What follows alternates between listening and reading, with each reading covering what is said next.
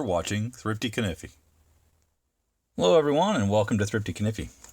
So what I've got for you today is a Rough Ryder Reserve knife that we're going to be looking at. Now you guys aren't familiar with Rough Ryder Reserve. This is the premium line of Rough Ryder from Smoky Mountain Knife Works up in Sevierville, Tennessee. And they put out these line of knives, and this one is the RRR017.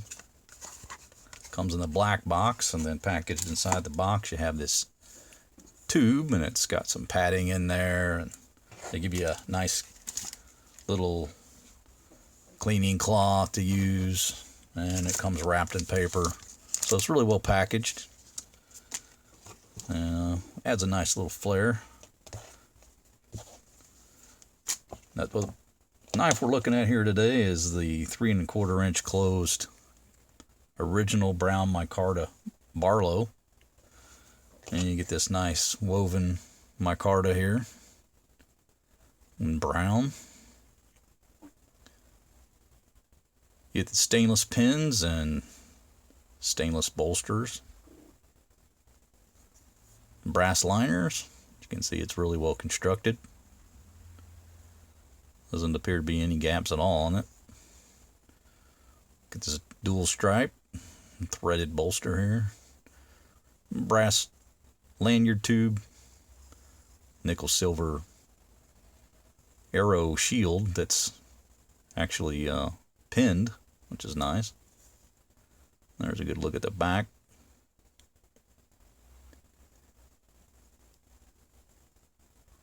And you can see that micarta is pretty smooth. The tactile grip on it, not as great as some of the other woven material I've seen, but makes for a nice, classy looking presentation. And I do like the color quite a bit of it. But you get this nice large bolster on this that's a bit squared off, which is different from their standard Barlows that they offer in their regular Rough Ryder Reserve line. And this particular one, this is a single bladed option, and we can take a look at the centering of the blade there. Pretty well done. And you get a really nice pull on this. It's pretty much ideal. I'd say it's right at 7.5. Get this satin finish blade. They're calling it mirror finish, but I think it's got a bit of a satin finish to it. It's polished more than a normal satin blade, but I wouldn't call it mirror finish like they're saying on their website. It's much more like the bolster with the satin finish. And you get this nail nick here with match strike. And here's a good look at the tang stamp. Rough Ryder Reserve. And then it just says Rough Ryder underneath. On the back, you get the model number, RRR017, and then D2 for the blade steel in China. There's a good look at the swedge, and then the cutting edge. And you can see the thickness of the blade there, and the contour down to the tip. That swedge, it's well done on both sides.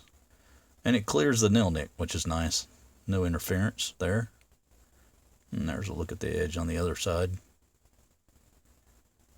can see it's nice and polished. You get a half stop with it. And that close is really nice. Nice snap on that. Walk and talk on this is lovely. Pretty much ideal. So among the Rough Ryder Reserve that they've released, and there's at least 17 of them to come, probably more beyond that, I would say that this is probably my favorite.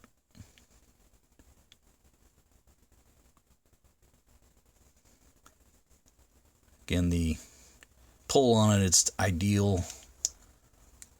I think the length of it is just right for a Barlow. They didn't try to make it bigger than it needed to be. But you get this nice option of a spear point blade, which isn't all that common on a Barlow. So that's a lovely difference to have amongst a Barlow collection. And you get some pretty quality materials here with that D2 steel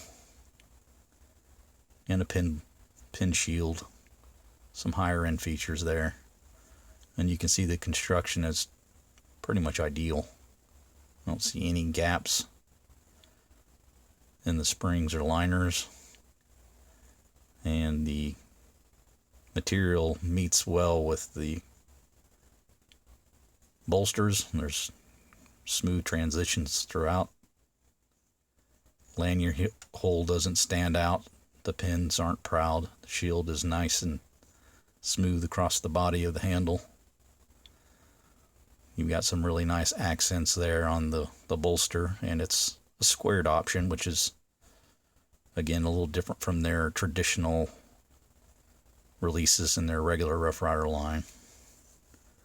But altogether, I just feel like this is a really well thought out design. They didn't try to overthink this, and they've made that mistake in the past, I think. You know, my only small gripe is maybe not have the lanyard hole there for us traditional guys. We've carried many a Barlow without having a lanyard hole. And I think when I cover it up, it just looks a little better without it. But again, a minor complaint. I can live with that. That's the only thing to gripe about. I feel like I'm just nitpicking at that point. So you've got a nice, well-designed Barlow. I guess the next thing I'd ask from the Rough Rider Reserve line, now that they've seemed to finally get their act together here, is how about some natural materials for the handle. So far, every reserve knife has had some form of micarta, and I think rightfully so, there's people that are kind of wondering if they're ever going to put some bone material or some other natural material on their reserve line. Now, I probably would expect it to go up in price slightly, but this one is $40 from Smoky Mountain Knife Works and about $36 and change from Chicago Knife Works. So not particularly expensive since it's a one blade design, and I'm pretty happy with it.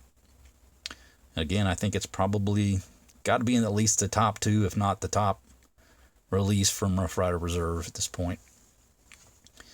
And I recommend it certainly for any Barlow lover, but if you're just a fan of Rough Riders, this could be one that, you know, eventually becomes a favorite of a lot of people. So has the potential to be one of the best ones they've made.